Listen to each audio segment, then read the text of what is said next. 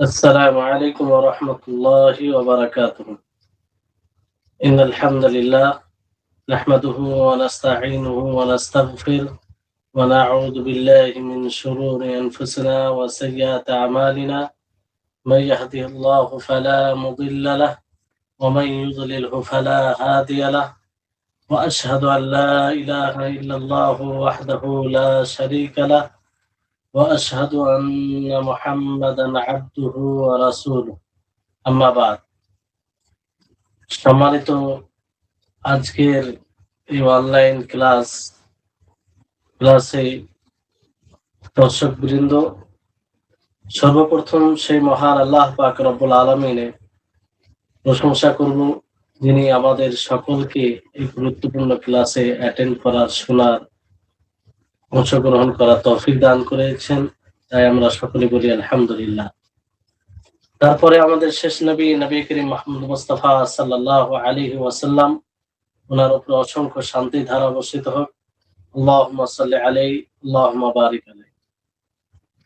সম্মানিত দর্শকবৃন্দ, আমরা পূর্বের ক্লাসে জেনেছিলাম আকীদা কাকে বলে, আকীদার অর্থ কি, এবং আকীদাকে আরো কি কি নামে জানা হয়, আকীদার শিক্ষা আমরা কোথা থেকে অর্জন করব, এর উৎস কি, আকীদার বিস্তারিত শিক্ষা অর্জন করা এর হুকুম কি, কতটা শিক্ষা করা আমাদের জন্য জরুরি, এবং মানুষের লালন পালন, সন্তানদের লালন পালন, আমরা প্রত্যেকটি ইবাদত করব, তো প্রথমে কোন জিনিসটিকে লক্ষ্য করব, তারপরে সালাফে সালেহিনদের এই বিষয়ে তাদের মানহাজ কি ছিল, এই ব্যাপারে তিনটি নীতি বলা হয়েছিল।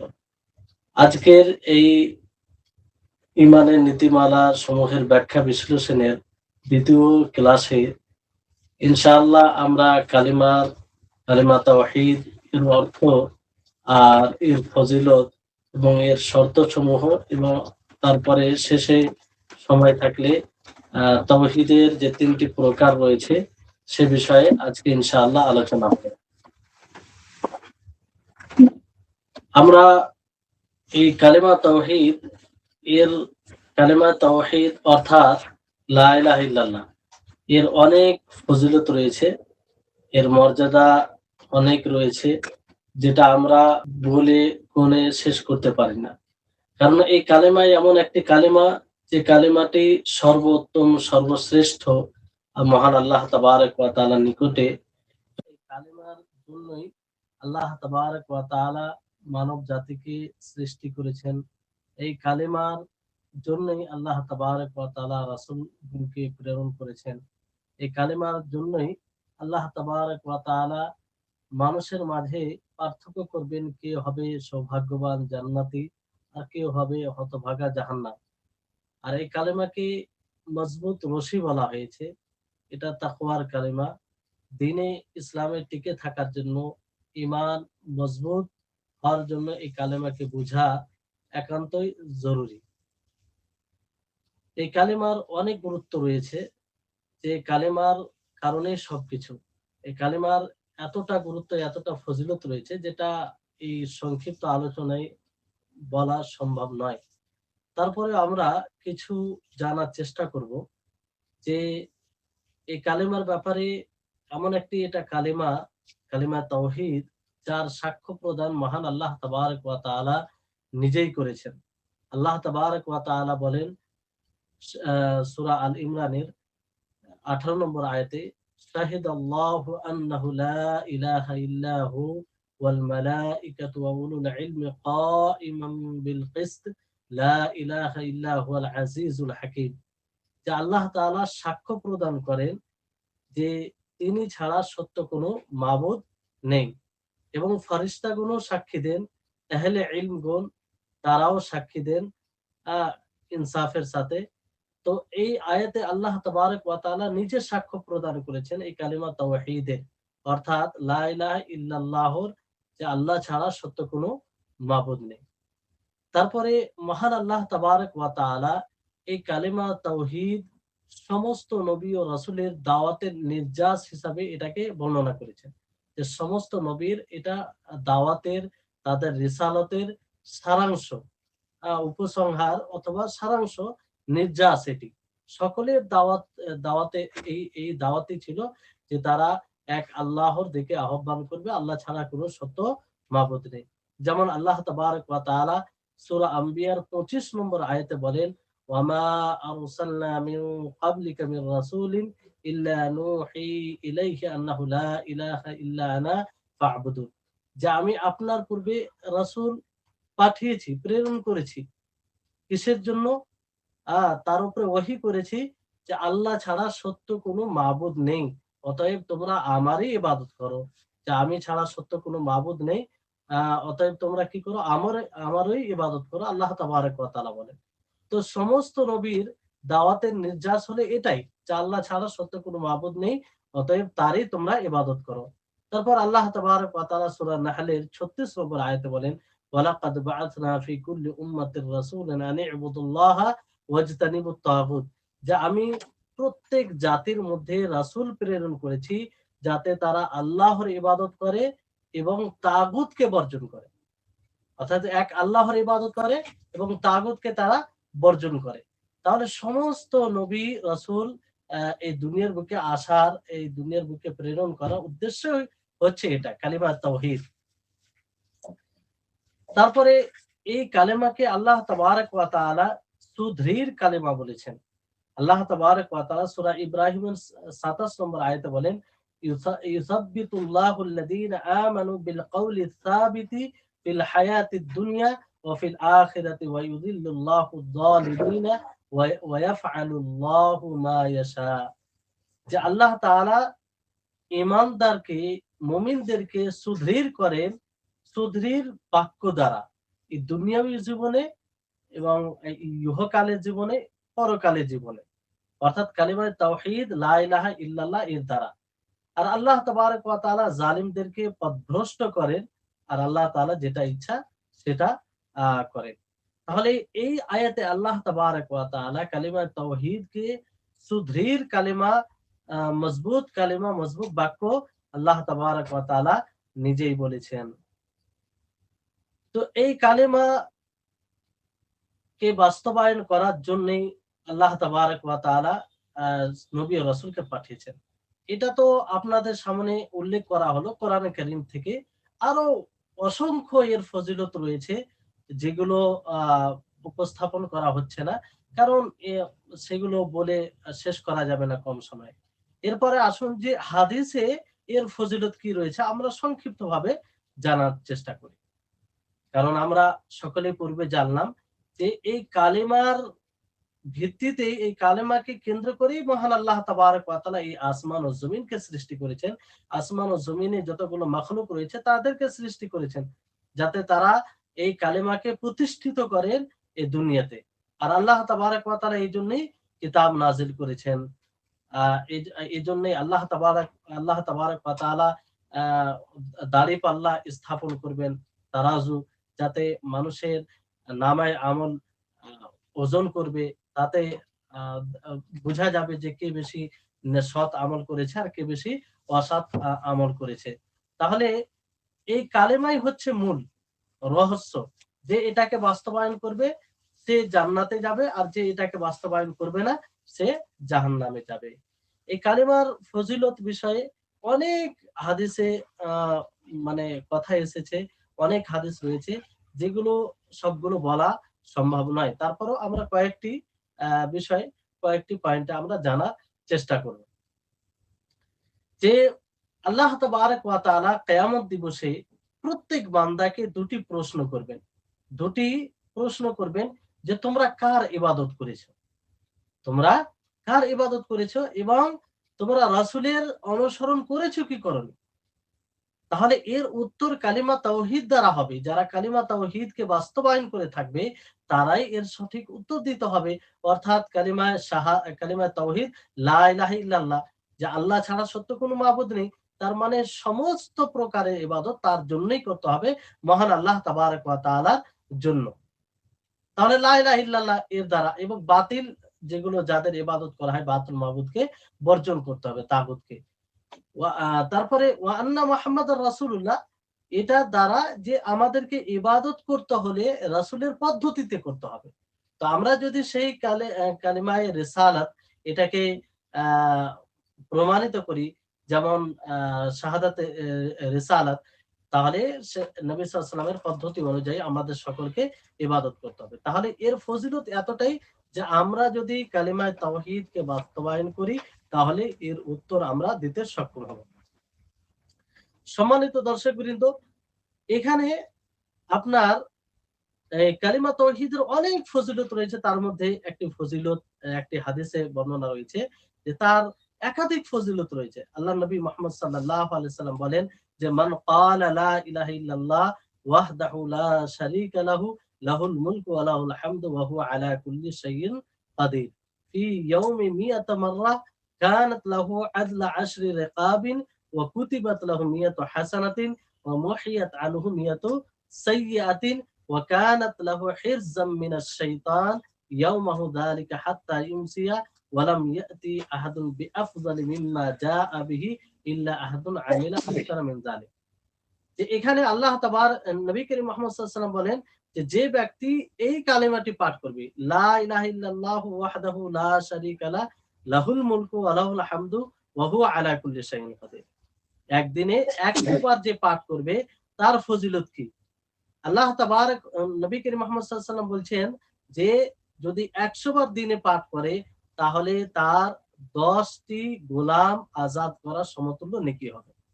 তারপরে তার 100টি, তার জন্য 100টি নেকি লিপিবদ্ধ করা হবে, 100টি নেকি লিপিবদ্ধ করা হবে। তারপর তার যে 100টি গুনাহ পাপ রয়েছে সেটা নিশ্চিহ্ন করা হবে, ক্ষমা করা হবে।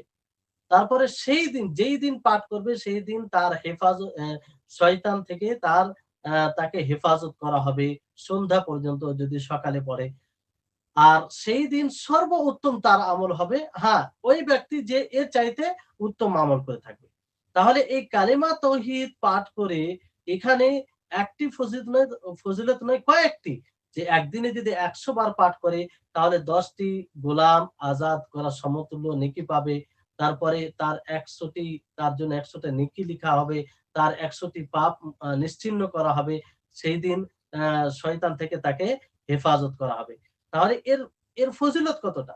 তারপরে আহ, রয়েছে যে নূহ আলাইহিস সালাম নিজের সন্তানকে বলেন এইভাবে তার মৃত্যুর সময় যে আমুরুকা বিলা ইলাহা ইল্লাল্লাহ, আমি তোমাকে আদেশ করছি, তোমাকে আদেশ করছি লা ইলাহা ইল্লাল্লাহ, যে আল্লাহ ছাড়া সত্য কোনো মাবুদ নেই, আল্লাহই একমাত্র সত্য মাবুদ, অতএব তোমরা তারই ইবাদত করো।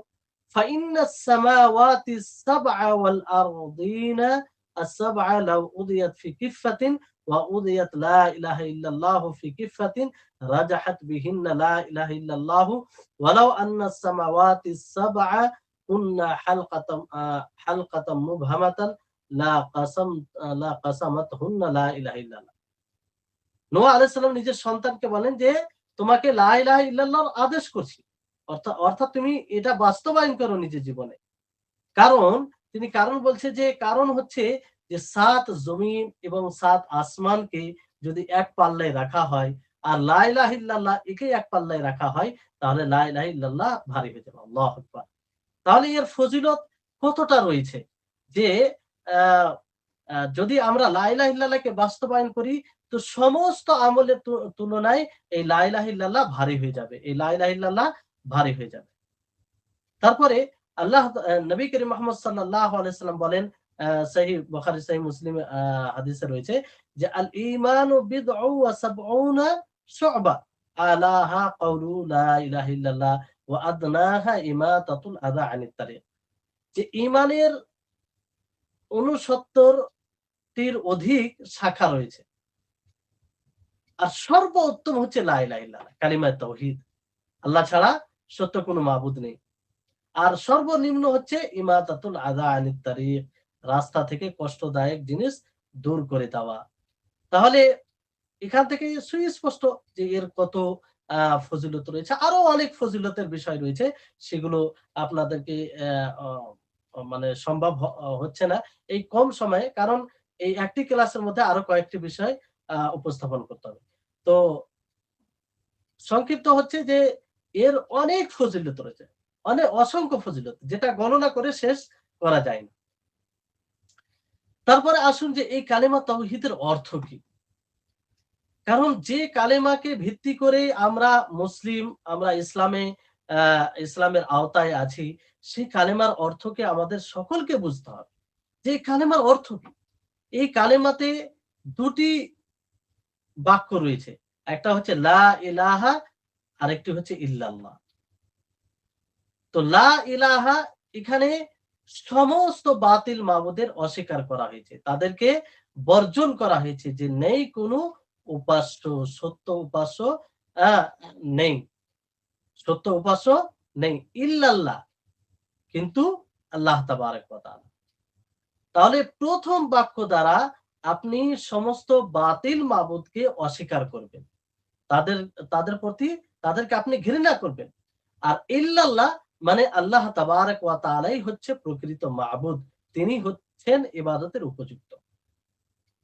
এই হচ্ছে তার অর্থ। আর আল্লাহ তাবারক ওয়া তাআলা এই ব্যাপারে কোরআনের বিভিন্ন জায়গায় বলেন, যেমন সূরা আহকাফের আপনার ৫-৬ নম্বর আয়াতে আল্লাহ তাআলা বলেন, ওয়ামান আযাল্লু মিম্মান ইয়াদউ মিন দুনিল্লাহি মান লা ইস্তাজিবু লাহু ইলা ইয়াউমিল কিয়ামাতি ওয়া হুম আন দুআইহিম গাফিলুন ওয়া ইযা হুশিরান নাসু কানু লাহুম আ'দা ওয়া কানু বিইবাদাতিহিম কাফিরিন। যে সেই ব্যক্তির চাইতে পথভ্রষ্ট কে হতে পারে, যে আল্লাহ ব্যতীত এমন কোন মানুষকে, এমন কোন মাখলুককে ডাক দেয়, যে কিয়ামত পর্যন্ত তার ডাকে সাড়া দিবে না, যে কিয়ামত পর্যন্ত তার ডাকে সাড়া দিবে না, আর তারা তাদের দোয়া থেকে, তাদের ডাক থেকে গাফিল রয়েছে। আর কিয়ামতের দিন যখন একত্রিত করা হবে, তখন তারা তাদের দুশমন হবে, এবং তারা যে তাদের ইবাদত করে থাকবে, তাদেরকে ডেকে থাকবে, সেটা অস্বীকার করবে তারা। তাহলে এখানে স্পষ্ট হচ্ছে যে ডাকে সাড়া দেওয়ার একমাত্র কে? মহান আল্লাহ তাবারক ওয়া তাআলা, তাকেই ডাক দিতে হবে। তারপরে আল্লাহ তাবারক ওয়া তাআলা সূরা হজের ৬২ নম্বর আয়াতে বলেন যে যালিকা বিআন্নাল্লাহা হুয়াল হাক্কু ওয়া আন্না মা ইয়াদউনা মিন দুনিহি হুয়াল বাতিল ওয়া আন্নাল্লাহা হুয়াল আলিয়্যুল কাবীর। যে তিনি হচ্ছেন হক, হক মাবুদ, তিনি হচ্ছেন প্রকৃত ইবাদতের উপযুক্ত। আর তিনি ব্যতীত যাদেরকে ডাকা হয়, যাদের কাছে প্রার্থনা করা হয়, তারা হচ্ছে বাতিল। ওয়া আন্নাল্লাহা হুয়াল আলিয়্যুল কাবীর, নিশ্চয় আল্লাহ তাবারক ওয়া তাআলা তিনি সুউচ্চ এবং সবচেয়ে বড় মহান তিনি। তাহলে এখানে স্পষ্ট করা হয়েছে যে প্রকৃত মাবুদ, প্রকৃত ইবাদতের উপযুক্ত হচ্ছে মহান আল্লাহ তাবারক ওয়া তাআলা। হক যদি কোনো মাবুদ হয়, তাহলে মহান আল্লাহ তাবারক ওয়া তাআলা। আর সে তাকে ব্যতীত যাদেরকে ডাকা হয়, যাদের ইবাদত করা হয়, তারা কি? তারা বাতিল, তারা বাতিল। তাহলে লা ইলাহা ইল্লাল্লাহর অর্থ এটা, যে লা ইলাহা ইল্লাল্লাহ, নেই কোনো, লা ইলাহা নেই কোনো উপাস্য, কোনো সত্য উপাস্য নেই যে ইবাদতের উপযুক্ত হবে, যার ইবাদত করা যাবে, যার কাছে মাথা নত করা যাবে, যার জন্য সমস্ত প্রকারের ইবাদত করতে হবে, এইরকম কোনো মাবুদ, সত্য মাবুদ নেই আল্লাহ ছাড়া, ইল্লাল্লাহ, আল্লাহ ছাড়া। অর্থাৎ আল্লাহই এক এক এক এক মাবুদ, এক প্রকৃত মাবুদ, যিনি সমস্ত প্রকারের ইবাদতের উপযুক্ত। তার জন্যই আমাদের অনুগত্য, বিনয়, আশা, প্রত্যাশা, মনোযোগ, তাওয়াক্কুল, দোয়া, প্রার্থনা, সমস্ত কিছু, আশা, ভয় তার তার জন্যই হবে। এক কথায় যেগুলি ইবাদত, ইবাদত বলতেই তার জন্যই হবে, কারণ তিনি হচ্ছেন ইবাদতের উপযুক্ত। তিনি হচ্ছেন ইবাদতের উপযুক্ত। এটি আমরা আরো ভালো করে জানবো যে এই কালেমার অর্থ, এখানে দুটি বাক্য আপনাদেরকে বললাম, যে লা ইলাহা এখানে নেতিবাচক আছে, যে কোন প্রকারের সত্য মাবুদ যিনি ইবাদতের উপযুক্ত হবে, এরকম মাবুদ নেই। ইল্লাল্লাহ এখানে ইতিবাচক, অর্থাৎ আল্লাহই হচ্ছেন সমস্ত ইবাদতের, সমস্ত প্রকারের ইবাদতের উপযুক্ত। অর্থাৎ একমাত্র ইবাদত তারই করতে হবে, আর তিনি ব্যতীত যার ইবাদত করা হয়, তাকে বর্জন করতে হবে। তাকে কি করতে হবে? বর্জন করতে হবে। এটার সুস্পষ্ট দলিল যে আপনার নবী করিম মুহাম্মদ সাল্লাল্লাহু আলাইহি সাল্লামের বাণী, যখন তিনি তিনাকে জিজ্ঞাসা করা হয় যে নবী সাল্লাল্লাহু আলাইহি সাল্লামকে জিজ্ঞাসা করেন কে? আমর বিন আবাসা যে মান আনতা, আপনি কে? ক্বালা, তিনি বলেন নবিয়ুন, নবী। ক্বালা ওয়া মা নবিয়ুন, নবী কি? নবী কি জিনিস? তিনি বললেন আরসালানি আল্লাহু, আল্লাহ তাআলা আমাকে প্রেরণ করেছেন। বিআইয়ি শাইইন আরসালাকা, আপনাকে কিসের মাধ্যমে, কি দিয়ে আপনাকে প্রেরণ করেছেন? তখন বললেন বিআই ইউহিদাল্লাহা ওয়ালা ওয়ালা ইউশরাক বিহি, যে বিআই ইউহাদুল্লাহা লাহু, যে তারই একত্ববাদকে প্রমাণ করা হবে এবং তার সাথে কাউকে শরীক করা হবে না, অর্থাৎ তার তাওহীদকে, তার একত্ববাদকে সাব্যস্ত করা হবে। তাহলে এটা হচ্ছে লা ইলাহা ইল্লাল্লাহর ব্যাখ্যা, লা ইলাহা ইল্লাল্লাহ এর তাফসীর। এখানে আপনার ইতিবাচক নেতিবাচক দুটোই রয়েছে। তো লা ইলাহা ইল্লাল্লাহ সমস্ত যাদের উপাসনা করা হয় আল্লাহ ব্যতীত তাদেরকে বর্জন করতে হবে, তাদেরকে অস্বীকার করতে হবে, তাদেরকে মাবুদ বলে স্বীকার করা যাবে না। ইল্লাল্লাহ একমাত্র আল্লাহকেই সাব্যস্ত করতে হবে যে তিনি ইবাদতের উপযুক্ত, তার জন্যই ইবাদত করতে হবে। তাহলে এই হচ্ছে তার অর্থ। এবার এখানে বিষয়টা হচ্ছে যে লা ইলাহা ইল্লাল্লাহর অর্থ আরো অনেকেই অনেক রকম করে থাকে। যাই হোক, বিস্তারিত আমি বলবো না, তবে ইঙ্গিত করব। কারণ বিস্তারিত বলতে গেলে এক এক এই কালেমার ভিত্তিতে অনেকেই পথভ্রষ্ট হয়েছে। অনেকেই বলেছেন যে লা ইলাহা ইল্লাল্লাহ এর অর্থ হচ্ছে লা লা খালিকা ইল্লাল্লাহ। এটা ভুল অর্থ। লা খালিকা ইল্লাল্লাহ এর লা ইলাহা ইল্লাল্লাহর অন্তর্ভুক্ত যে আল্লাহ স্রষ্টা, আল্লাহ স্রষ্টা, তিনি সৃষ্টি করেছেন, তিনি ব্যতীত আর কেউ স্রষ্টা নেই।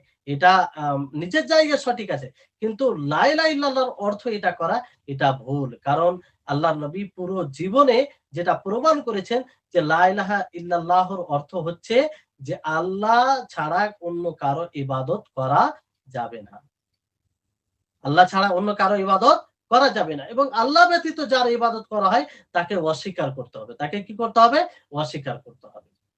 অনেকেই এই লা ইলাহা ইল্লাল্লাহর অর্থ করেছেন যে লা হাকিমা ইল্লাল্লাহ, যে কোন নেতা রাষ্ট্র নেই আল্লাহ ব্যতীত। এটা ভুল অর্থ। এটা তাওহীদের রুবুবিয়তের মধ্যে পড়ে। এটা আসবে, তার অন্তর্ভুক্ত হবে, কিন্তু লা ইলাহা ইল্লাল্লাহর মূল অর্থ এটা বলা, এটা একদম ভুল। যদি এটাই অর্থ হতো তো নবী করিম মুহাম্মদ সাল্লাল্লাহু আলাইহি ওয়াসাল্লাম সর্বপ্রথম রাজত্ব কায়েম করতেন। তিনি সর্বপ্রথম এই লা ইলাহা ইল্লাল্লাহকে আল্লাহর, যাতে সকলেই আল্লাহর ইবাদত করে, এটা বাস্তবায়ন করেছেন। এই জন্য মানুষকে দাওয়াত দিয়েছেন। আল্লাহ তাবারক নবী করিম মুহাম্মদ সাল্লাল্লাহু আলাইহি ওয়াসাল্লাম যখন মুআদ বিন জাবাল রাদিয়াল্লাহু তাআলা আনহুকে ইয়ামানের দিকে দাওয়াতের উদ্দেশ্যে পাঠান, তখন কি বলেন?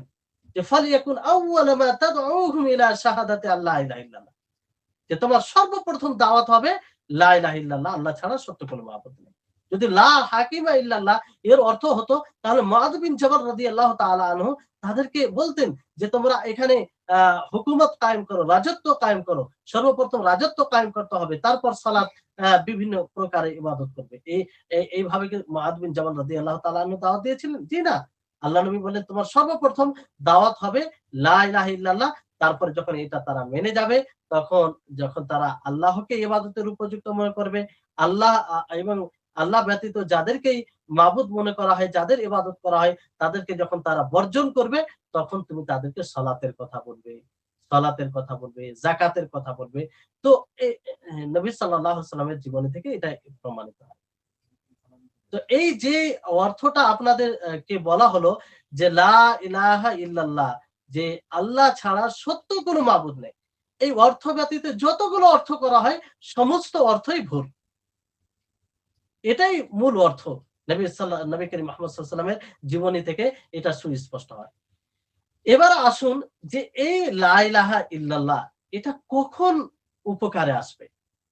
কোন ব্যক্তি শুধু যদি জিহবা দ্বারা উচ্চারণ করে, তো এই জিহবা দ্বারা উচ্চারণ করাটা কি তার জন্য যথেষ্ট হবে?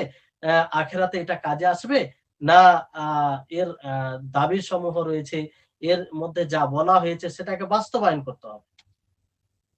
তো লা ইলাহা ইল্লাল্লাহ তখনই মানুষের উপকারে আসবে আখিরাতে, যখন সে এর দাবি সমূহকে পূর্ণ করবে। এর কিছু শর্ত রয়েছে, সেই শর্তগুলোকে পূর্ণ করবে।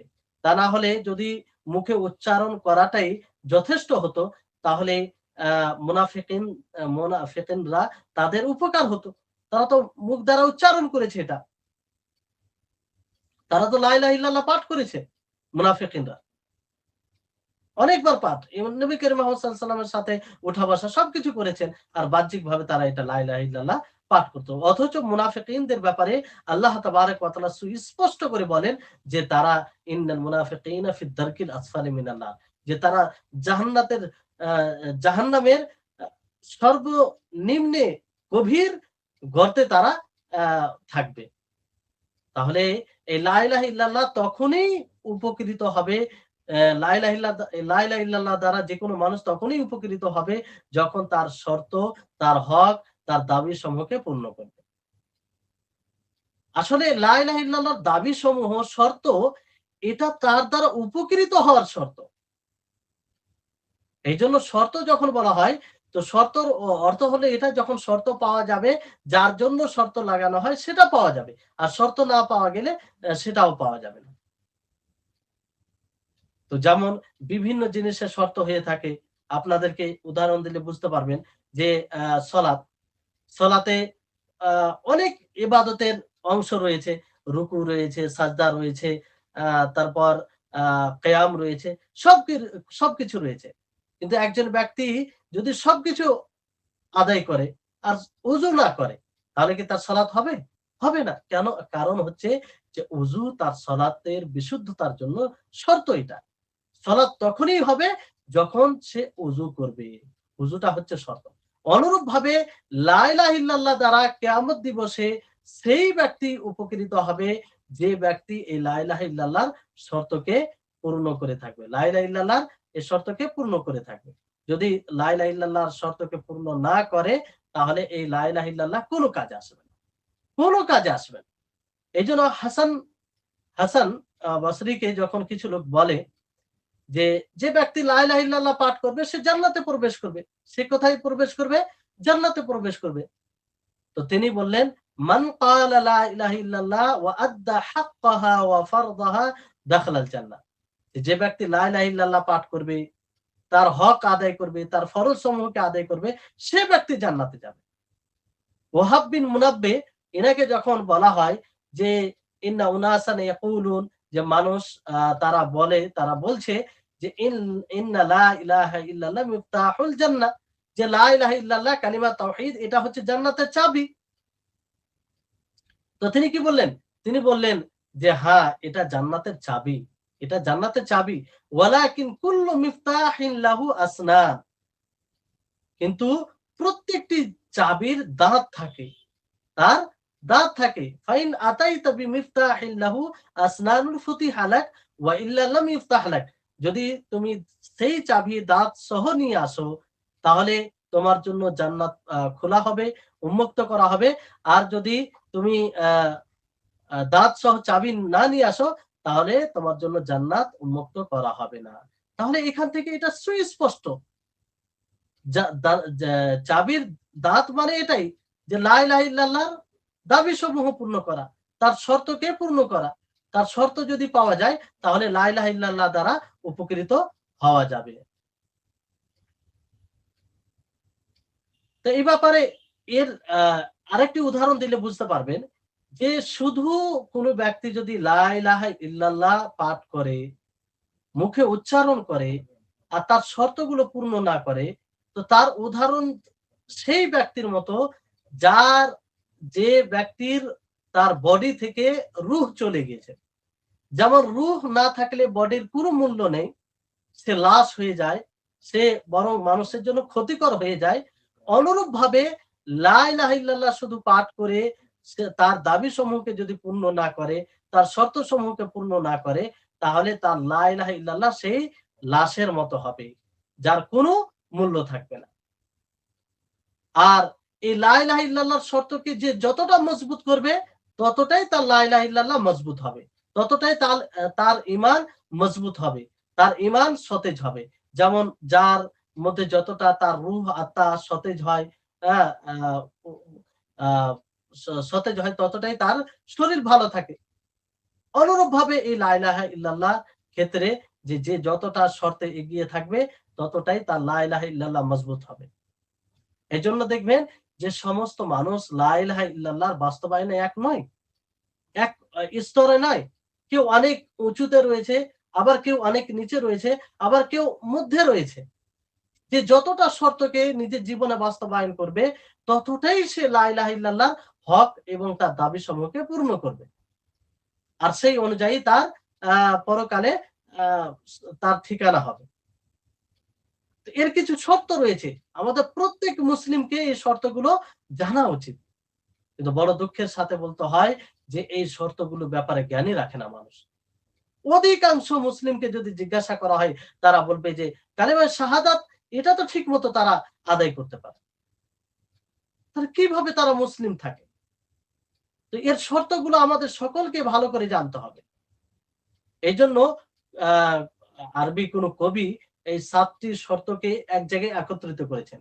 তিনি বলছেন আল ইলমু ওয়াল ইয়াকিনু ওয়াল কাবুলু ওয়াল ইনকিয়াদু ফাদরি মা আকুলু ওয়াস সিদকু ওয়াল ইখলাসু ওয়াল মুহাব্বাতু ওয়াফাকাকাল্লাহু লিমা উহিব্বুহু।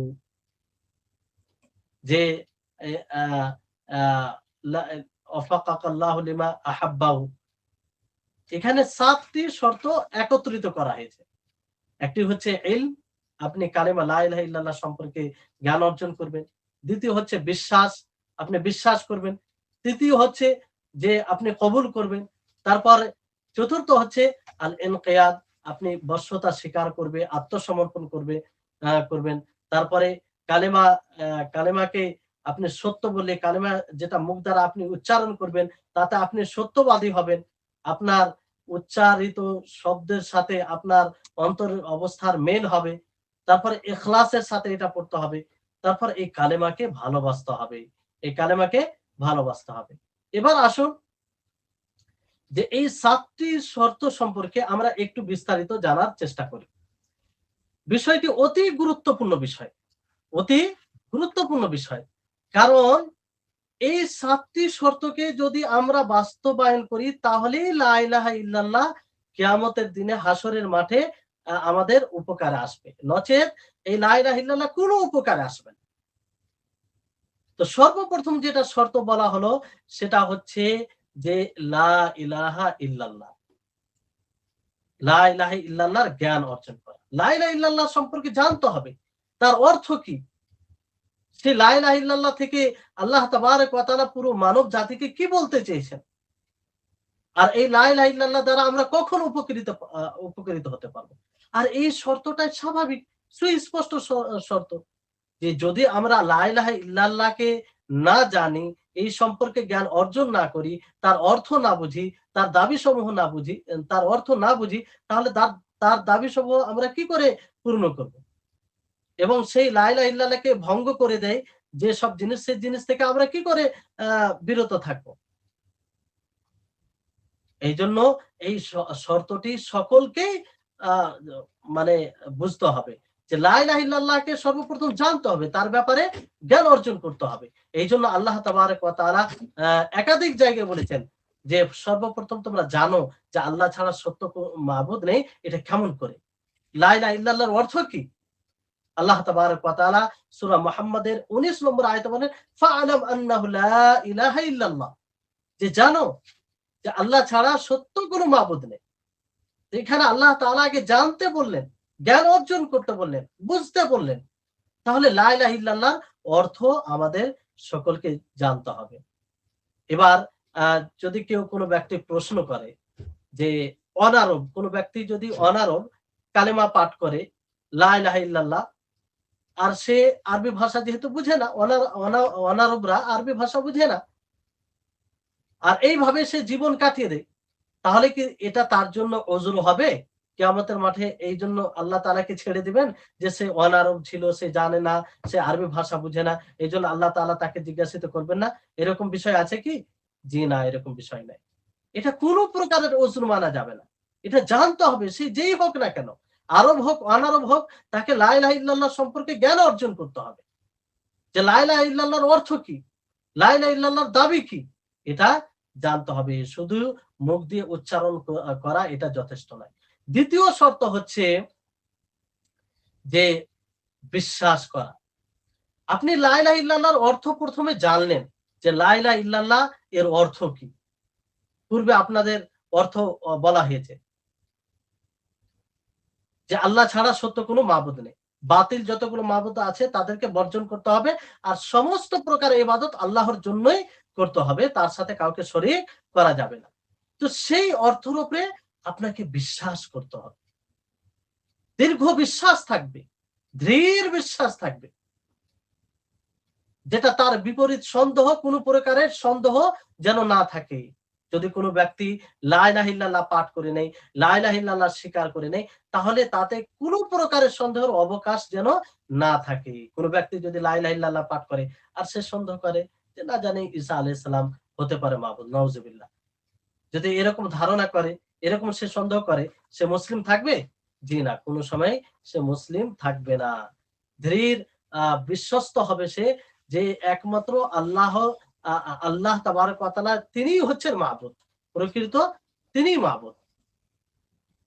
তার সাথে কাউকে শরীক করা যাবে না। আল্লাহ তাবারক ওয়া তাআলা মুমিনদের সম্পর্কে কি বলেছেন? সূরা হুজরাতের 15 নম্বর আয়াতে যে ইন্নামাল মুমিনুনা আল্লাযীনা আমানু বিল্লাহি ওয়া রাসূলিহি সুম্মা লাম ইয়ারতাবু।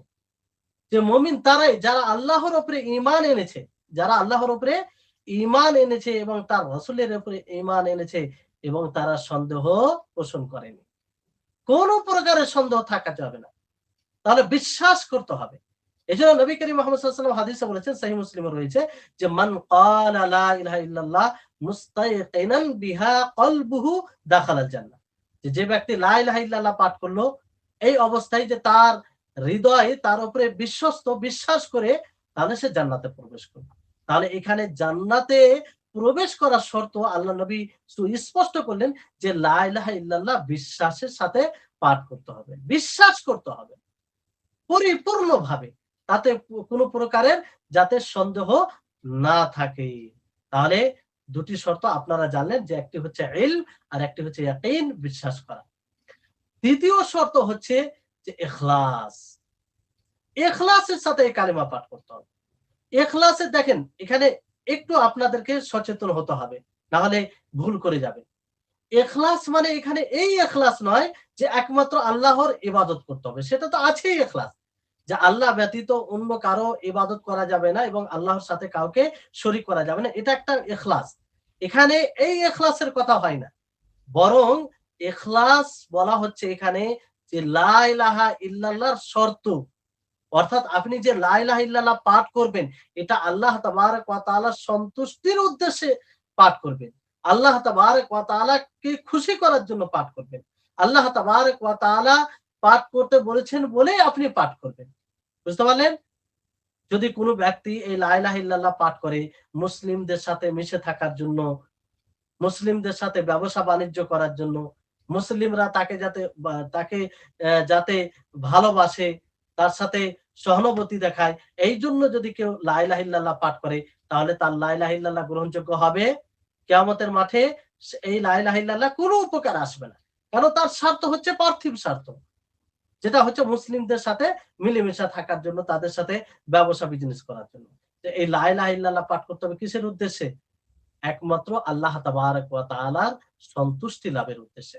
এইজন্য নবী করিম মুহাম্মদ সাল্লাল্লাহু আলাইহি ওয়াসাল্লাম বলেছেন, সহিহ মুসলিম হাদিসটি রয়েছে যে ফা ইন্নাল্লাহা হাররামা আলান নারি মান ক্বালা লা ইলাহা ইল্লাল্লাহু ইয়াবতাগি বিযালিকা ওয়াজহাল্লাহ। যে আল্লাহ তাবারক ওয়া তাআলা হারাম করেছেন সেই ব্যক্তিকে জাহান্নাম হারাম করেছেন তার উপরে যে ব্যক্তি লা ইলাহা ইল্লাল্লাহ আল্লাহর সন্তুষ্টির উদ্দেশ্যে পাঠ করে। তাহলে এখানে সন্তুষ্টি বলা হয়েছে, এটাই হচ্ছে কালেমা লা ইলাহা ইল্লাল্লাহ পাঠ করতে ইখলাস নিয়ে আসা। ইখলাসের সাথে পাঠ করতে হবে আল্লাহর সন্তুষ্টির উদ্দেশ্যে। তাহলে তিনটি শর্ত পূর্ণ হলো। একটা হচ্ছে ইলম, কালেমার অর্থকে জানতে হবে, কালেমাকে বুঝতে হবে। দ্বিতীয় হচ্ছে বিশ্বাস। তৃতীয় হচ্ছে যে আহ আহ ইখলাসের সাথে এই কালেমা পাঠ করতে হবে, কালেমা তাওহীদ। চতুর্থ হচ্ছে যে সিদক, সত্যবাদী হতে হবে আপনাকে।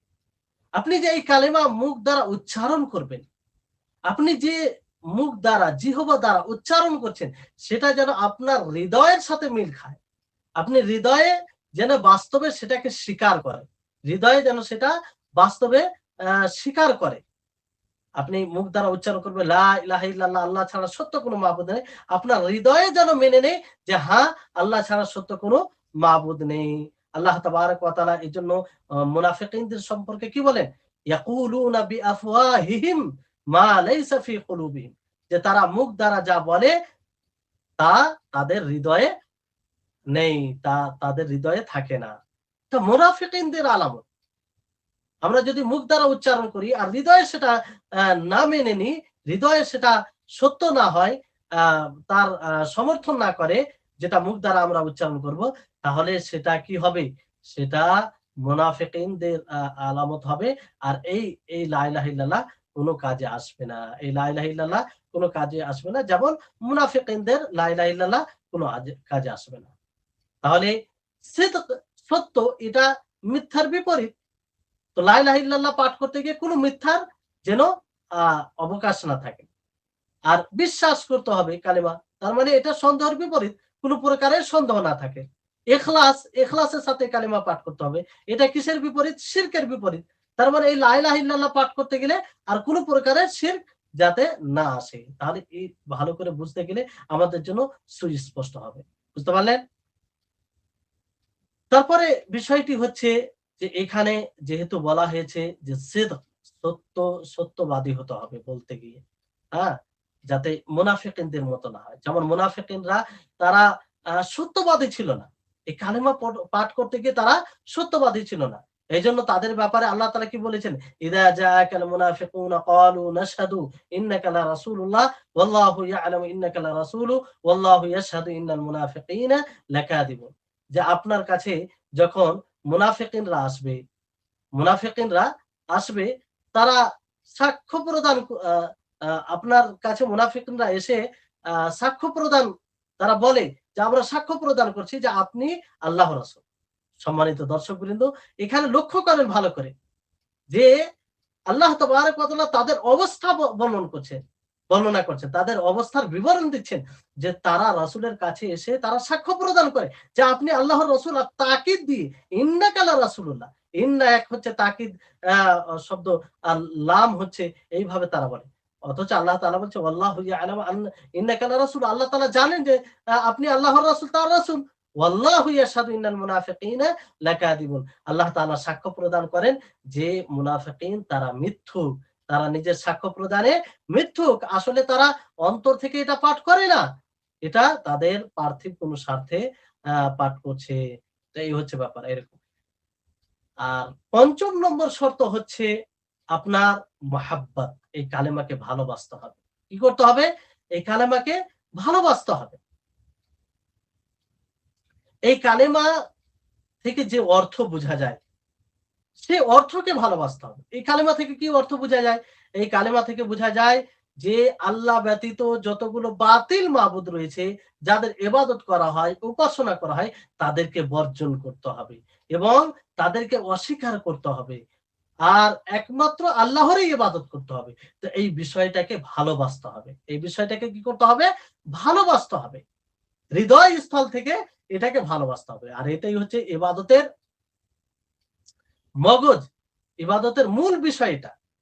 এটার উপরেই আমাদের ইবাদতে আমাদের অ্যাক্টিভিটি নির্ভর করে। আমরা যতটা এটাকে ভালোবাসতে পারবো, ততটাই আমাদের ইবাদত আ ভালো হবে। আর এটা ফিরে যায় আ আ উলুহিয়াতকে আমরা তখনই সাব্যস্ত করতে পারবো আল্লাহ তাবারাক ওয়া তাআলার যে উলুহিয়ত রয়েছে, য যখন আমরা আল্লাহ তাআলাকে ভালোবাসবো। আর তখনই আমরা আল্লাহর জন্য ছোট হতে পারবো, আল্লাহর জন্য আ নমনীয়তা অবলম্বন করতে পারবো। আর যদি এই ভালোবাসা না থাকে, তাহলে এটা সম্ভব নয়। তাহলে এখানে যে কালিমাতে যে বিষয়টি বলা হয়েছে, এই কালিমা তাওহীদে, সেটাকে ভালোবাসতে হবে। সেটাকে কি করতে হবে? ভালোবাসতে হবে। এবার কেউ যদি আ এখানে বিষয়টা হচ্ছে যে যদি পরিপূর্ণভাবে না ভালোবাসে, তাহলে সে এই কালেমার হককে আদায় করতে পারবে না। এজন্য সবচেয়ে বেশি ভালোবাসতে হবে। এজন্য আল্লাহ নবী কি বলেছেন? যে লা ইউমিনু আহাদুকুম হাত্তা আকুনা আহাব্বা ইলাইহি মিন ওয়ালিদিহি ওয়া ওয়ালাদিহি ওয়ান নাসি আজমাইন। যে তোমাদের মধ্যে কোন ব্যক্তি অতক্ষণ পর্যন্ত পরিপূর্ণ মুমিন হতে পারবে না, যতক্ষণ পর্যন্ত তার নিকটে তার পিতা, তার সন্তান এবং সমস্ত মানুষের চেয়ে তার নিকটে প্রিয় আমি হব। তাহলে সবচেয়ে বেশি প্রিয় হতে হবে আল্লাহ নবী প্রিয় হলে আল্লাহ তাবারক ওয়া তাআলা প্রিয় হবেন। তাহলে এটা খেয়াল রাখতে হবে যে পঞ্চম শর্ত হচ্ছে যে আল্লাহ কালিমাকে ভালোবাসতে হবে। এখানে এর কয়েকটি শাখা প্রশাখা বের হয়ে আসে যে কালিমাকে ভালোবাসা মানে দিন থেকে যেটাই উৎপত্তি, দিনের সাথে যেটাই সম্পৃক্ত বিষয় তাকেই ভালোবাসতে হবে। যেটাই দিনের অংশ সেটাকে ভালোবাসতে হবে। কারণ আল্লাহ তাআলাকে ভালোবাসা মানে তাকে ভালোবাসা। কোন ব্যক্তি যদি দিনের কোন অংশকে ঘৃণা করে, দিনের অংশকে কোন অংশকে আ তুচ্ছ তাচ্ছিল্য মনে করে, তাহলে সে কি কালেমার হক আদায় করতে পারবে? না। তার কালেমা কোন কাজে আসবে না। যেমন ধরুন যে মিসওয়াক, দাঁতন করা। এই দাঁতনকে যদি কেউ মিসওয়াক করাকে কেউ অপছন্দ করে, এটা মনে করে যে এটা শরীয়ত থেকে এসেছে। নবী করিম মুহাম্মদ সাল্লাল্লাহু আলাইহি ওয়াসাল্লাম এই মিসওয়াক করাকে পছন্দ করতেন। এমনকি বলেছিলেন যদি আমার উম্মতের জন্য কষ্টকর না হতো তো আমি হুকুম দিতাম। এটা ওয়াজিব হয়ে যেত। তো কষ্ট করা এইজন্য আল্লাহ নবী হুকুম দেননি। কিন্তু আল্লাহ নবী পছন্দ করতেন। এটাকে যদি কেউ অপছন্দ করে এই ভেবে তাহলে কি তার কালিমা কোন কাজে আসবে? কোন কাজে আসবে না। অনুরূপভাবে যে ২ জন ব্যক্তি, একজন ব্যক্তি ধরেন দাড়ি ছেড়েছে। আর একজন ব্যক্তি দাড়ি পুরো ছেঁচে নেয়, আ দাড়ি কেটে নেয়। দাড়ি কিছুই রাখে না। তো যে ব্যক্তি দাড়ি একদম কেটে নেয়, সে দাড়ি রাখাকে পছন্দ করে, ভালোবাসে। কিন্তু শয়তানের কারণে কিংবা গুনাহ করতে গিয়ে সে কেটে ফেলে। কিন্তু সে এটাকে গুনাহ মনে করে, অপছন্দ মনে করে। তারপরেও সে কেটে ফেলে। আর একজন ব্যক্তি দাড়ি ছেড়ে আছে। ছাড়ার পরেও সে দাড়িকে ঘৃণা করে। দাড়িকে ঘৃণা করে। তাহলে যে ব্যক্তি দাড়ি ছেড়েছে আর দাড়িকে ঘৃণা করে, সে কি আ প্রকৃত মুসলিম হতে পারে? মুসলিম হতে পারে না। তার কালেমা কোন কাজে আসবে না। কিন্তু সেই ব্যক্তি যে দাড়ি কেটেছে, কিন্তু সে দাড়ি ছাড়তো না, দাড়ি কেটে ফেলতো। আ আ সে আ আ সে এটাকে ঘৃণা মনে করতো না। সে এটাকে তুচ্ছ-তাচ্ছিল্য মনে করতো না। তো সে গুনাহগার হবে। সে গুনাহগার হবে কিন্তু সে ইসলাম থেকে বের হবে না। কিন্তু যে দাড়ি ছেড়েছে তারপরও ইসলামকে আ মা আ মানে সেটাকে ঘৃণা করেছে। তো সে ইসলাম থেকে বের হয়ে যাবে। এইভাবে যেকোনো আপনি উদাহরণ নিতে পারেন। যেকোনো ইসলামের বিধানের সাথে এরকম ভাবে উদাহরণ দিয়ে আপনি বুঝতে পারেন। তারপরে ৬ নম্বর যেটা শর্ত হচ্ছে যে কবুল করতে হবে, গ্রহণ করতে হবে। যে কালেমা আপনি ১ম এ জানলেন, কালেমার অর্থ জানলেন। তারপরে আপনি বিশ্বাস করলেন। তারপর সেটা ইখলাসের সাথে পাঠ করলেন। তারপর কি করলেন? ইখলাসের সাথে পাঠ করার পরে ৫ম তাকে ভালোবাসলেন। তাকে আপনি ভালোবাসলেন। যে সেই কালেমার দাবি সমূহকে ভালোবাসতেন। তারপর আপনাকে গ্রহণ করতে হবে। কবুল করতে হবে। কি করতে হবে? কবুল করতে হবে। মানে সেটা কবুল এইভাবে করতে হবে যে আপনি তার যে দাবিসমূহ রয়েছে সেটাকে বাস্তবায়ন করবেন। নবী সাল্লাল্লাহু আলাইহি সাল্লামের অনুসরণ করবেন। আল্লাহ তাবারাক ওয়া তাআলার আনুগত্য করবেন। তাহলে এই কালিমা লা ইলাহা ইল্লাল্লাহ আ উপকারে আসবে।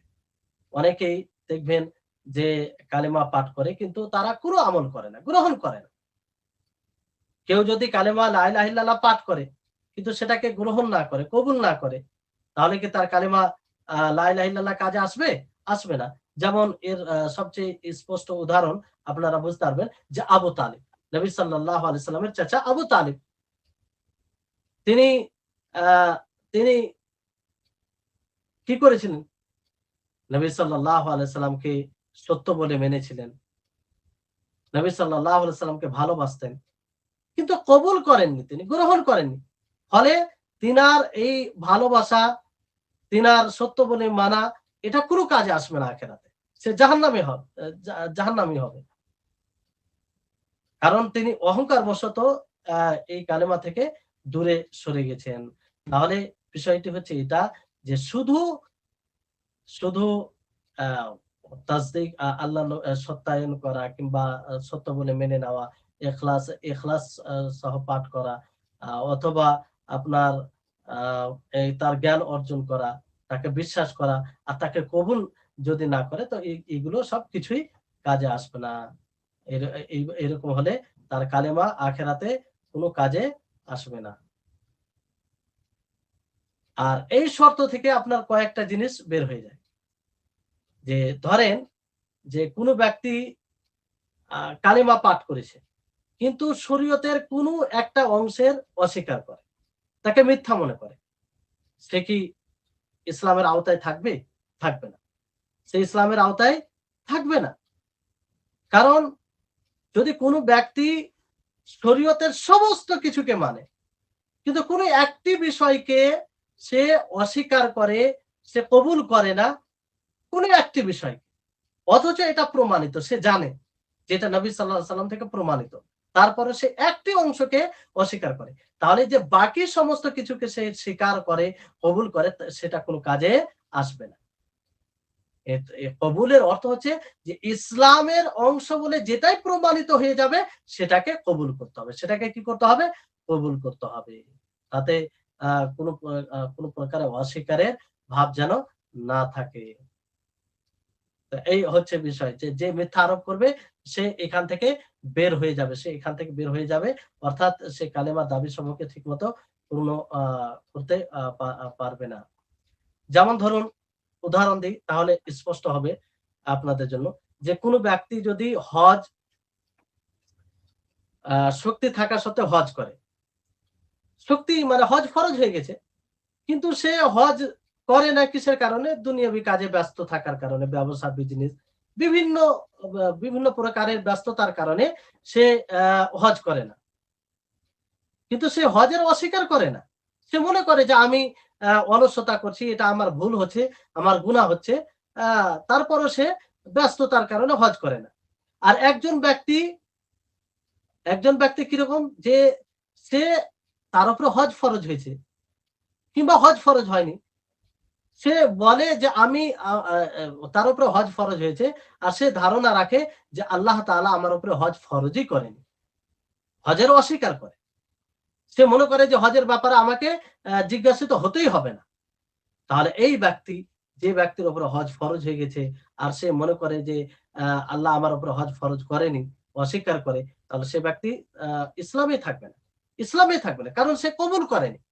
আর যে ব্যক্তি হজ করে না, হজ ফরজ হয়ে আছে, হজ করে না ব্যস্ততার কারণে, সে জানে যে হজ করা উচিত কিন্তু করি না, সে গুনাহগার মনে করছে, তো সে গুনাহগার হবে কিন্তু ইসলাম থেকে বের হবে না, কারণ সেটা কবুল করেছে। সেটা কি করেছে?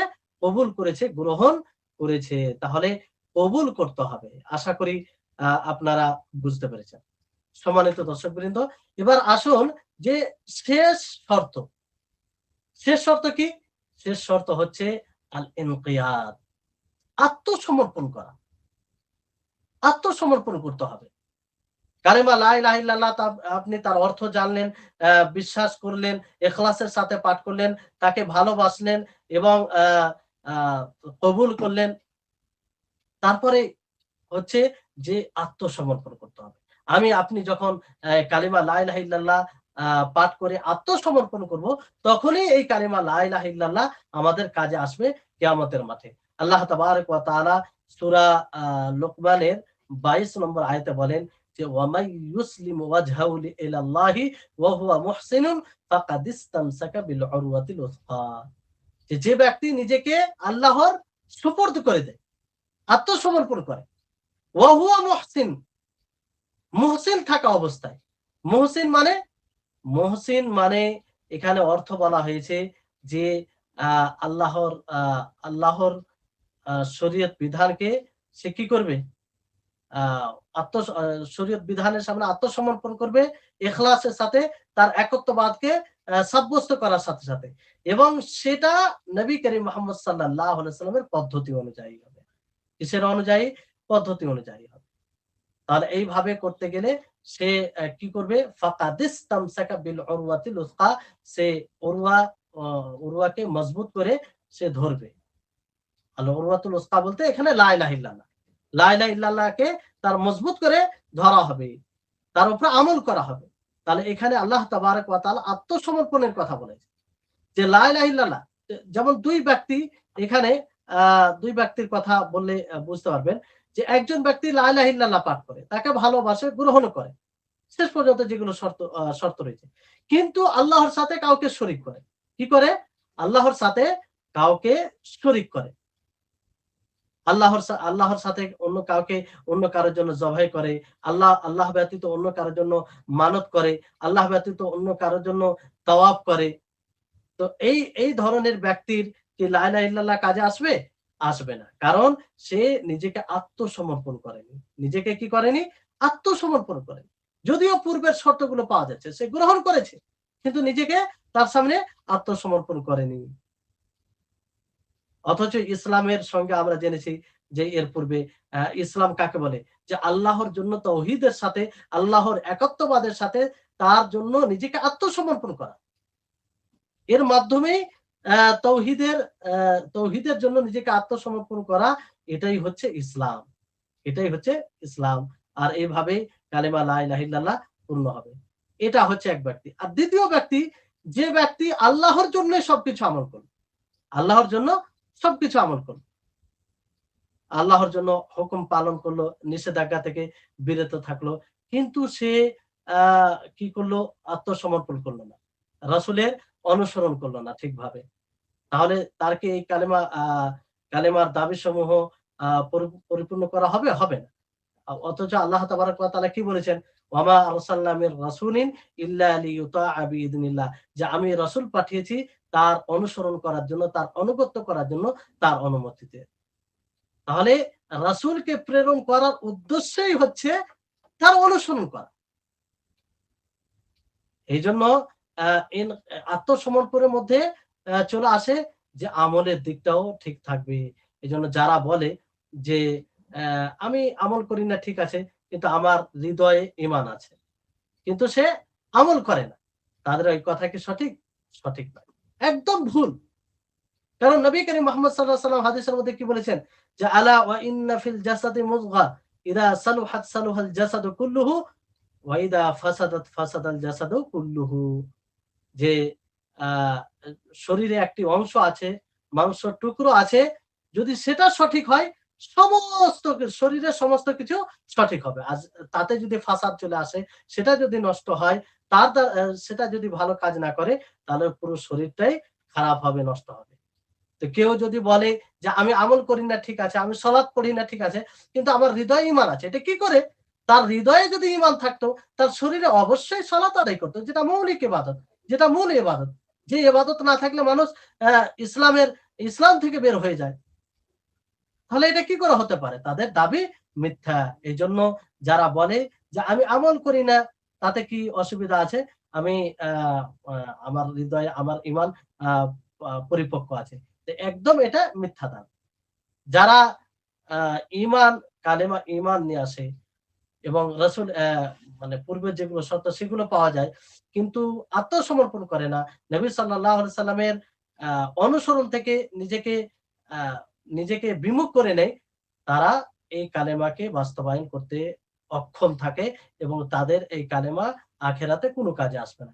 আল্লাহ তাবারাক ওয়া তাআলা সূরা নূরের ৪৭ নম্বর আয়াতে বলেন, ওয়া ইয়াকুলুনা আমান্না বিল্লাহি ওয়া বির রাসূলি ওয়া আতা'না সুম্মা ইয়াতাওয়াল্লা ফারিকুম মিনহুম মিন বা'দি যালিকা ওয়া মা উলাইকা বিল মুমিনিন।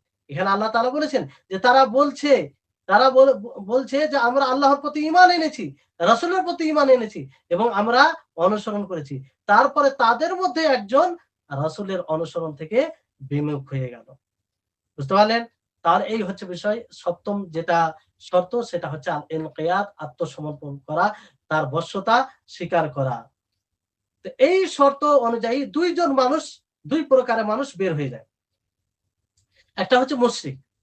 যে মুশরিক হবে, আল্লাহর সাথে কাউকে শরীক করবে, শিরক করবে, সে কখনো এই শর্ত পালন করতে পারে না। এই শর্ত যদি পালন করে, তাহলে তাকে শিরক থেকে মুক্ত হতে হবে। কি থেকে মুক্ত হতে হবে? শিরক থেকে।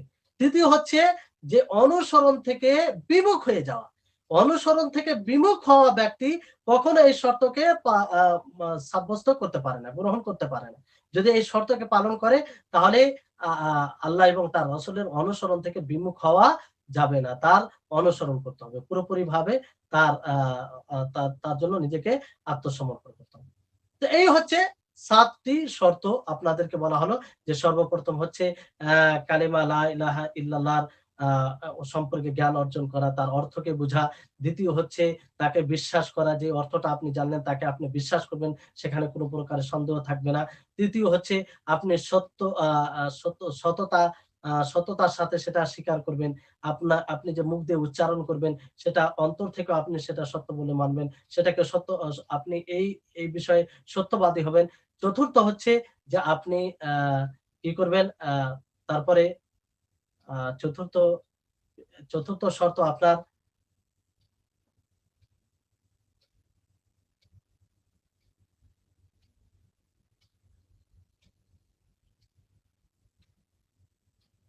চতুর্থ শর্ত আপনার অ্যা ভালোবাসা। ভালোবাসতে হবে। যে সেই কালেমা যে কালেমা ও আ আ রয়েছে না, চতুর্থ শর্ত হচ্ছে আপনার সততা। আর এর পূর্বে যে ৩ নম্বর শর্ত রয়েছে, সেটা হচ্ছে আপনার ইখলাস। ইখলাস। যে ১ম এ ইলম, কালেমা সম্পর্কে জ্ঞান অর্জন করতে হবে। তারপরে তার প্রতি বিশ্বাস করতে হবে। তারপর কালেমা লা ইলাহা ইল্লাল্লাহ আপনি ইখলাসের সাথে এটা পাঠ করবেন আল্লাহ তাবারাক ওয়া তাআলার সন্তুষ্টির উদ্দেশ্যে।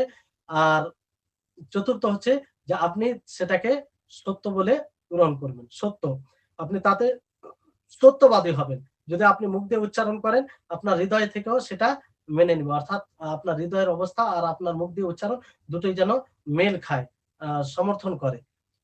৫ নম্বর হচ্ছে যে সেই কালেমার যে দাবিসমূহ রয়েছে সেটাকে আপনি ভালোবাসবেন। এগুলো ব্যাখ্যা বিশ্লেষণ করা হয়েছে। আপনারা ভালো করে শুনলে বুঝতে পারবেন। তারপর আ ৬ নম্বর হচ্ছে যে আপনি সেটাকে কবুল করবেন। কি করবেন? কবুল করবেন, গ্রহণ করবেন।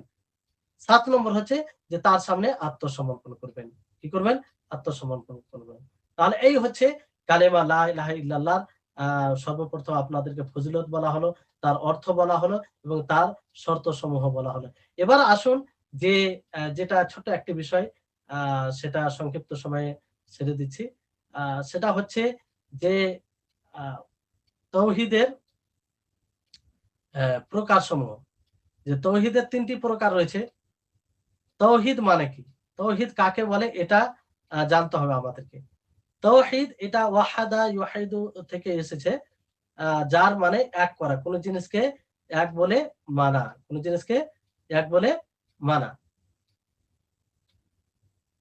আর তাওহীদ এর পরিভাষায় যেটা তাওহীদ যাকে বলা হয়, যে আল্লাহ তাবারাক ওয়া তাআলাকে তার ইবাদতে একক বলে মানা এবং তার আ রুবুবিয়াতে তাকে একক বলে মানা। রুবুবিয়াতে অর্থাৎ লালন পালনে তিনি যা কিছু দেন সবকিছু তাতে তিনি এক অদ্বিত এবং আল্লাহ তাবারাক ওয়া তাআলাকে তার আসমা ও সিফাতে এক বলে মানা।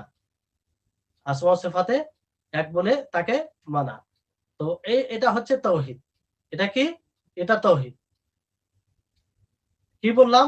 যে আল্লাহ তাবারাক ওয়া তাআলার জন্য সর্বপ্রকারের ইবাদত তার জন্যই উপযুক্ত মনে করা, তার জন্যই ইবাদত করা।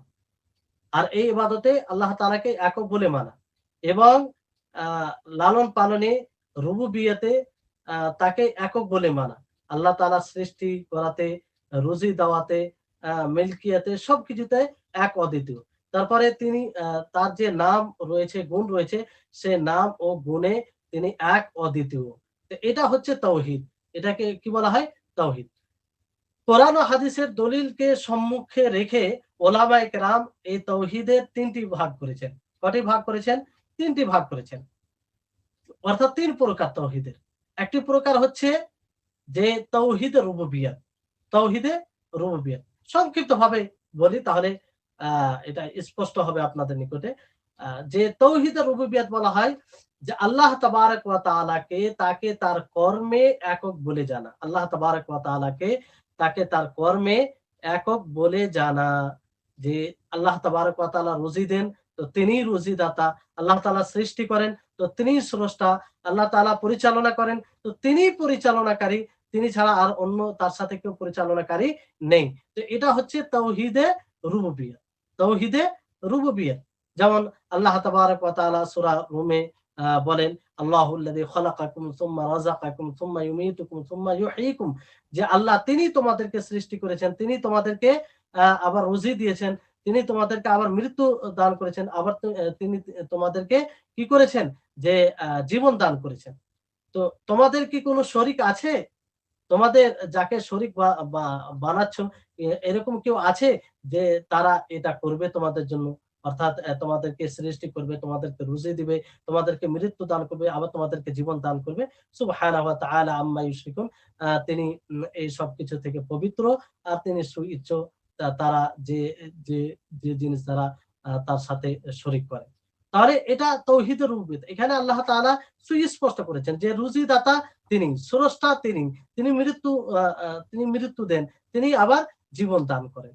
তো এক কথায় তাওহীদের রুবুবিয়ত বলতে এটা বুঝে রাখেন সংক্ষিপ্তভাবে, যে আল্লাহ তাবারক ওয়া তাআলাকে তাকে তার কর্মে একক বলে জানা। একক বলে জানা। আর তার মধ্যে মূল ৩ টি জিনিস আসে। একটা হচ্ছে সৃষ্টি, একটা হচ্ছে রুজি, আর একটা হচ্ছে পরিচালনা। এই ৩ টি বিষয়ের মধ্যে সবকিছু চলে আসে। তো এই বিষয়ে আ একক বলে আল্লাহ তাবারক ওয়া তাআলাকে জানা। আর এর দলিল অসংখ্য রয়েছে, অসংখ্য দলিল রয়েছে। তো যাই হোক, সে তারপর আল্লাহ তাবারক ওয়া তাআলা নবী করিম মুহাম্মদ সাল্লাল্লাহু আলাইহি ওয়াসাল্লাম একটি দোয়া শিখিয়ে দিয়েছেন। আল্লাহুম্মা লা মানিয়া লিমা আতাইত ওয়া লা মুতি লিমা আ মানাআত। যে আল্লাহ তাআলা যাকে যে জিনিসটা দিবে, সেই জিনিসটা দেওয়া থেকে কেউ বাধা দানকারী নেই। কেউ বাধা দিতে পারবে না। আর যাকে যে জিনিস দিবে না, তাকে দেনেওয়ালা কোনো শক্তি নেই। তাকে দেনেওয়ালা কোনো শক্তি নেই। তাহলে এটা হচ্ছে তাওহীদে রুবুবিয়্যত। এবার আসুন তাওহীদে উলুহিয়ত। তাওহীদে উলুহিয়ত এর খুব সংক্ষিপ্ত সহজ ভাবে আপনাদেরকে এর সংজ্ঞা দিই, যে সর্বপ্রকারের ইবাদতের উপযুক্ত একমাত্র আল্লাহ তাআলাকে মনে করা। ইবাদতের দিক দিয়ে আল্লাহ তাআলাকে একক বলে জানা। অর্থাৎ সমস্ত ইবাদত আল্লাহর জন্যই করা, এটা হচ্ছে তাওহীদে উলুহিয়াত। আপনি রুকু করবেন, সাজদা করবেন, কুরবানি করবেন, মানত করবেন, যা কিছু করবেন, দোয়া করবেন, প্রার্থনা করবেন, সবকিছু আল্লাহর কাছে, আল্লাহর জন্য করবেন। কার জন্য করবেন? আল্লাহর জন্য করবেন। কারণ তিনি, তার জন্যই ইবাদত কেন করবেন? কারণ তিনিই হচ্ছে ইবাদতের উপযুক্ত, তিনি স্রষ্টা, তিনি পরিচালনাকারী, তিনি রুজিদাতা। তো তারই যদি ইবাদত না করি, তার কার ইবাদত করি? আর কার ইবাদত করা যাবে? তাহলে এই হচ্ছে এটা তাওহীদে উলুহিয়াতের সংজ্ঞা। এবং এই তাওহীদে উলুহিয়াতকে নিয়েই সমস্যা বেশি। তাওহীদে উলুহিয়াতকে নিয়েই সমস্যা। যত ঝগড়া, মক্কার মুশরিকরা তাওহীদে রুবুবিয়ত মানত তারা। তারা মনে করত যে আল্লাহ তাবারক ওয়া তাআলা স্রষ্টা, আল্লাহ তাবারক ওয়া তাআলা রুজিদাতা, জানতো তারা। কিন্তু সমস্যাটা কোথায়? যে তারাকে যখন বলা হতো যে তোমরা যাদের ইবাদত করছো, তাদের ইবাদত ছেড়ে একমাত্র আল্লাহর ইবাদত করো, তখন আ তারা বলতো যে না, এটা কি করে হতে পারে? তো এই তাওহীদে উলুহিয়াতকে তারা অস্বীকার করত। তাওহীদে উলুহিয়াতকে তারা অস্বীকার করত। তাহলে মূল বিষয় হচ্ছে তাওহীদে উলুহিয়াত। তারপর আসুন তাওহীদে আসমা ও সিফাত। তাওহীদে আসমা ও সিফাত। তাওহীদে আসমা ও সিফাত এর সংজ্ঞা আপনার হচ্ছে যে আল্লাহ তাবারক ওয়া তাআলার যতগুলো নাম ও গুণ রয়েছে, যে নাম ও গুণগুলো আল্লাহ তাবারক ওয়া তাআলা নিজ কিতাবে সাব্যস্ত করেছেন। কি করেছেন? সাব্যস্ত করেছেন, প্রমাণ করেছেন। আর যে গুণগুলো, আ যে নাম ও গুণগুলো নবী করিম মুহাম্মদ সাল্লাল্লাহু আলাইহি ওয়াসাল্লাম হাদিসে প্রমাণ করেছেন, সেই নাম এবং গুণগুলোতে আল্লাহ তাআলাকে একক বলে জানা। আল্লাহ তাবারক ওয়া তাআলাকে একক বলে জানা এবং সেগুলোকে আল্লাহর জন্য প্রমাণ করা, আল্লাহর জন্য সাব্যস্ত করা, কোনো তাবিল ছাড়া, কোনো কারো সাথে সাদৃশ্য আ আ দেওয়া ছাড়া। এই দলিল হচ্ছে আল্লাহ তাবারক ওয়া তাআলা বলেন, ওয়ালিল্লাহিল আসমাউল হুসনা ফাদউহু বিহা ওয়া যারুল লাযিনা ইউলহিদুনা ফি আসমাইহি। যে আল্লাহর জন্য সুন্দর সুন্দর নাম রয়েছে, অতএব সেই নাম দ্বারাই তাকে তোমরা ডাক দাও। আর সে তাদেরকে ছাড়ো যারা আল্লাহর নামে বিকৃতি ঘটায়। তাহলে আল্লাহর সুন্দর নাম রয়েছে, আল্লাহ তাআলা নিজেই বলছেন। আর আল্লাহ তাবারক ওয়া তাআলা অন্য আয়াতে বলেন, লাইসা কামিসলিহি শাই ওয়া হুয়াস সামিউল বাসির, যে তার সমতুল্য কোনো জিনিস নেই, আর তিনি সামিউ বাসির। তো আল্লাহ তাবারক ওয়া তাআলার যতগুলো নাম এবং গুণ রয়েছে সেগুলোকে প্রমাণ করব সাদৃশ্য ছাড়াই। আর সেটা প্রমাণ হবে। কারণ আল্লাহ তাবারক ওয়া তাআলা নিজেই বললেন সামি, আর প্রথমে বললেন যে আল্লাহর সমতুল্য কেউ নেই। আল্লাহ তাআলা স্বামী, তিনি তিনি শুনেন এবং তিনি দেখেন। তো অর্থের দিক দিয়ে হয়তো আমরাও শুনি, আমরাও দেখি, অর্থের দিক দিয়ে মেল হচ্ছে। কিন্তু অর্থ শব্দের দিক দিয়ে, কিন্তু আসল যেটা বিষয় তাতে কোনো মিল নেই। আল্লাহ তাবারাক ওয়া তাআলা দেখেন আল্লাহর মতো করে, আল্লাহ তার যেটা উপযুক্ত আল্লাহ তাআলা শুনেন আল্লাহর মতো করে, তার জন্য যেটা উপযুক্ত সেই মতো করে তিনি শুনেন। তাহলে কোনো সাদৃশ্য ছাড়াই আল্লাহ তাবারাক ওয়া তাআলার জন্য আ তার সমস্ত নাম ও গুণকে সাব্যস্ত করা, সেটা প্রমাণ করা। এই ব্যাপারেও বিভিন্ন রকমের আপনার আ ফিরকা দল আবির্ভাব হয়েছে। যাই হোক, মূল যেটা বিষয় সেটা আপনাদেরকে বলা হলো। তাহলে এই ৩ টি তৌহিদের এই ৩ প্রকার। তাওহীদ কাকে বলে? তাওহীদে রুবুবিয়্যাত, তাওহীদে উলুহিয়্যাত, তাওহীদে আসমা ও সিফাত। আশা করি আপনারা সকলেই এই ক্লাসটি বুঝতে পেরেছেন। তারপরে যেখানে অস্পষ্ট কিছু থাকবে অবশ্যই আপনারা জিজ্ঞাসা করবেন। আজকের ক্লাসে আমরা আলহামদুলিল্লাহ কালিমা তাওহীদের অর্থ, তার আ আ তার ফজিলত, গুরুত্ব এবং তার শর্তসমূহ, তার দাবি, তারপরে আমরা শর্তসমূহের ব্যাখ্যা করলাম। তারপরে তাওহীদের তাওহীদের যে ৩ টি প্রকার রয়েছে সেটি আমরা জানলাম। আল্লাহ তাবারক ওয়া তাআলার নিকটে শেষে দোয়া করব। আল্লাহ যেন আমাদের সকলকে এই বিষয়গুলো বুঝার তৌফিক দান করেন। আ আশা করি আগামী সাক্ষাতে আপনাদের সাথে আবার সাক্ষাৎ হবে। ইনশাআল্লাহ আ পরবর্তী ক্লাসে আপনাদের সম্মুখে আবার আ উপস্থিত হব। আল্লাহ যেন আমাদের সকলকেই এই ক্লাসগুলো অ্যাটেন্ড করা এবং এই ক্লাসে যা আলোচনা হচ্ছে সেগুলোকে যেন ভালোভাবে বোঝার তৌফিক দান করেন। ওয়া আখিরু দাওয়ানা আনিল হামদুলিল্লাহি রাব্বিল আলামিন। আসসালামু আলাইকুম ওয়া রাহমাতুল্লাহি ওয়া বারাকাতুহু।